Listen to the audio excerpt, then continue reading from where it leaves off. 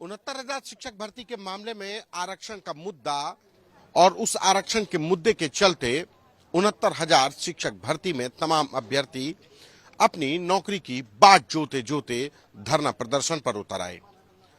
मामला supreme court में है, लेकिन सुप्रीम कोर्ट में सरकार की तरफ से पक्ष रखने वाले वकील नहीं पहुंच रहे और सुनवाई नहीं हो पा रही। इसी मुद्दे को लेकर 69,000 शिक्षक भर्ती के अभ्यर्थी यहां उत्तर प्रदेश सरकार के बेसिक शिक्षा मंत्री स्वतंत्र प्रभार हैं संदीप सिंह, उनके आवास पर पहुंचे हैं। ये संदीप सिंह का ये आवास है, 2 माल एवेन्यू, और उनके ठीक सामने ये 69,000 शिक्षक भर्ती के ये तमाम अभ्यर्थी पहुंचे हुए हैं। हाथों में ये महिलाएं भी हैं, नौजवान भी हैं, हाथों में इनके पास प्लेकार्ड्स हैं।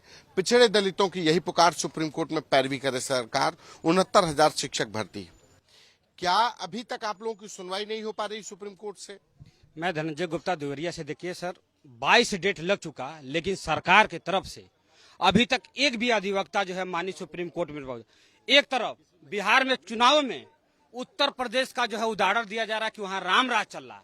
यहाँ सिर्फ हम हाई कोर्ट से जुड़ चुके हैं, मामला जो है सुप्रीम कोर्ट में है, स्टे है।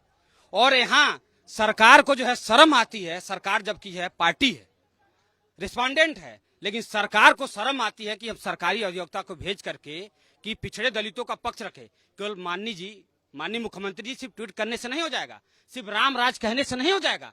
एक तरफ जो है जगह जगह हर प्रदेशों में हमारे नाम पर पिछड़े दलितों का जो है नाम पर आप वोट मांग रहे हैं, और एक तरफ जो है आपको शर्म आती है, क्योंकि आपके दिलों में जो है मनुस्मृति है, सिर्फ दिलों में जो है मनुस्मृति है। बीजेपी कह रही है कि उत्तर प्रदेश का उदाहरण देकर के बिहार में चुनाव लड़ रही है। उत्तर प्रदेश का कानून का राज, उत्तर प्रदेश में इन्वेस्टमेंट, उत्तर प्रदेश में बेरोजगारों को नौकरी मिली। उत्तर प्रदेश की उपलब्धियां बिहार में गिना रही है बीजेपी। सिर्फ देखिए सर, हाथी के दांत दिखाने के लिए खाने की लोग, अभी जहां उनको राजनीतिक सुटेबल बैठता है तुरंत बुलडोजर भेज दिया जाता है, बुलडोज कर दिया जाता है। यहाँ एक इतने बड़े लेवल का घोटाला हुआ, शायद देश और दुनिया का सबसे बड़ा घोटाला हुआ, जहां सिर्फ जाति देख करके यानी पिछड़े दलितों का हक को लूटा गया। लेकिन अब आगे क्या करोगे? अभी तक ने अधिकारियों के ऊपर बुलडोज हुआ न कहीं। आगे क्या करोगे? आगे अगर जो सरकार नहीं सुनती है, आगामी 28 तारीख को अगर जो सुप्रीम कोर्ट में नहीं पहुंचती है, तो हम लोग ये लखनऊ से हट करके अब जो है हम लोग जो है पटना जाएंगे, पूरा बिहार में गांव गांव तक जाएंगे और लोगों से बताऊंगा सिर्फ महज उत्तर प्रदेश का राम राज सिर्फ दिखावा है। ये सिर्फ राम राज केवल सवर्ण लोगों के लिए, यहाँ पिछड़ों दलितों को जो है जात के नाम पर आज भी मारा पीटा जाता है, घसीटा जाता है और उनका हक और अधिकार छीना जाता है।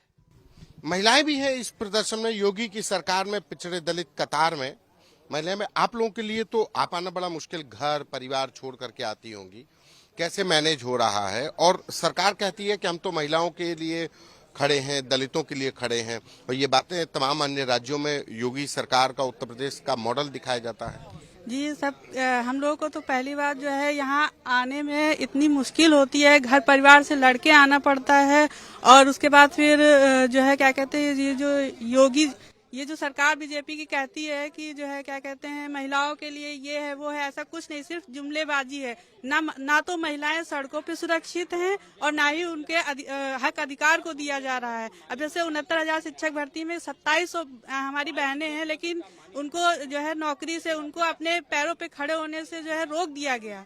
आप बताइए क्या ये न्याय है? हम लोग को न्याय नहीं मिल रहा है। पिछले 1 साल से हम लोगों की जो है भर्ती कोर्ट में, सुप्रीम कोर्ट में फंसी हुई। सुप्रीम कोर्ट में पैरवी नहीं हो पा रही है, कहाँ अटक गया? जी सिर्फ इतना ही मामला वहाँ पे अटका है।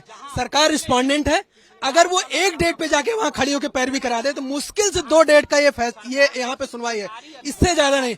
लेकिन इतनी सुनवाई करवाने में इसको 1 साल से ज्यादा लग गया। इनके अधिवक्ता सुप्रीम कोर्ट में, सर आपको बता दें, सुप्रीम कोर्ट में जिस दिन हमारा मामला वहाँ पहुंचा था, ये पहली डेट पे इनका सरकारी अधिवक्ता वहाँ खड़ा होकर स्टे लगवा दिया।